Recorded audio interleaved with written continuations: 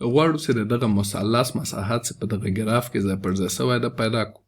په عمومي توګه موږ پوهیږو چې د یو مثلث مساحت یا هم A یا هم ایریا مساوي کیږي نیم یا 1/2 ضرب د مثلث قاعده ضرب د مثلث ارتفاع سره. خو دا هغه وخت موږ پیدا کولی شو چې موږ د مثلث په قاعده او په ارتفاع پوه شو. مثلا که داسې یو مثلث رسم کم، دا یو مثلث وي، دلته تاسو پوهیږئ چې دې مثلث کې دا د دې مثلث قاعده یا هم B کیږي، دا هم B او دا هم د مثلث ارتفاع یا هم H کیږي، دا هم H. خو دا مثلث تاسو وینئ دا داسې ځای پر ځای سوی ده چې قاعده او ارتفاع یې موږ نسو تشخیصولی. یا که زه تاسو ته یو بل مثلث همداسې رسم کړم، داسې که یو بل مثلث وي، مثلا داسې یو مثلث وي، دا یې کیږي قاعده یا هم B، او که تاسې له دې قسمت نه یو وړکۍ تیږه او یا هم یو سکه وغورځوئ نو دا د دې مثلث چې کیږي ارتفاع یا هم H کیږي.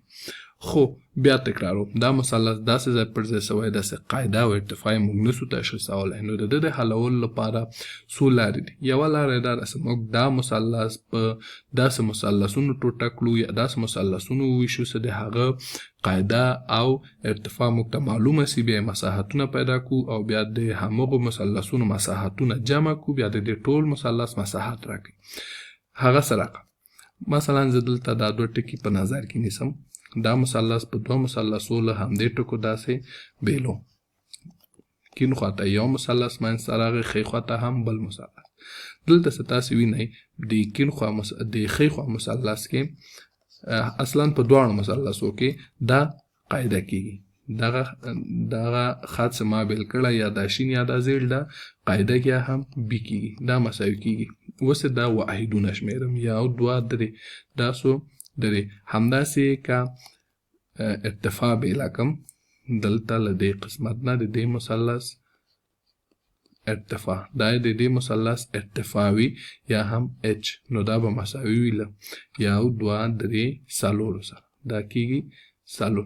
اوس که د همدې مثلث مساحت پیدا کړم، 1/2 ضرب د 4 ضرب د 3، دا مساوي کیږي نیم ضرب 4 2 2 ضرب 3 شپږ. نو د دې مثلث مساحت څو شپږ واحده سو.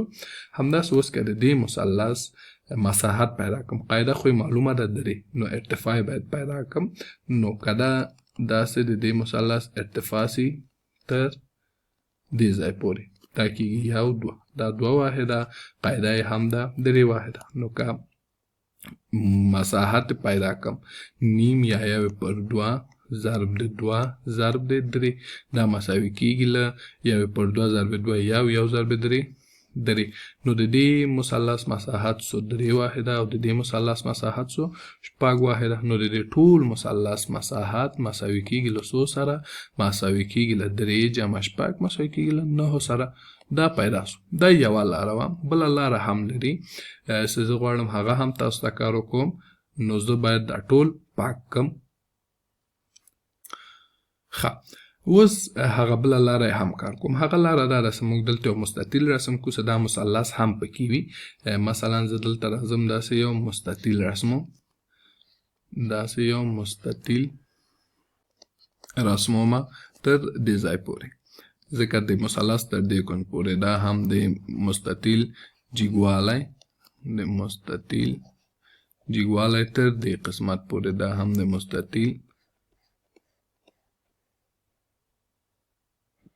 مستطیل قاعده، دا هم د مستطیل قاعده.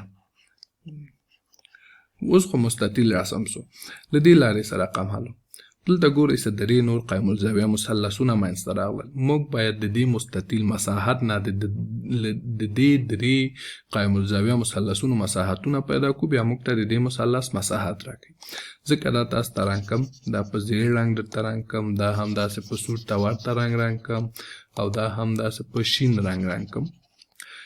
او لومړی د دې مستطیل مساحت پیدا کړم، 1 2 3 4 5 شپږ، 1 2 3 4، شپږ ضرب 4 کیږي 40، بیا دنه د دغو مثلثونو مساحتونه منفي کم. منفي لومړی د دې سور ته ورته رنګ مساحت که پیدا کم، دا کېږي 1 پر 2 ضرب دی 1 2 3 4 5 6 ضرب دی 6 ضرب دی 1 2 3 ضرب دی 3 منفي. وروسته که د شین رنګ مثلث مساحت پیدا کم، دا کېږي 1 پر 2 دا خو ارتفاع یو ده ضرب دی 1 2 3 4 تر دې قسمته ده دا ضرب دی 4 منفي. اوس که د زیړ رنګ مثلث مساحت پیدا کم 1 پر 2 ضرب دی 1 2 3 4 ضرب دی 1 2 دا هم 2. اوس دا کېږي 3 ضرب 3 کېږي 9 دا کېږي 2 دا کېږي 2 او دا د زیړ رنګ مثلث مساحت هم کېږي 4.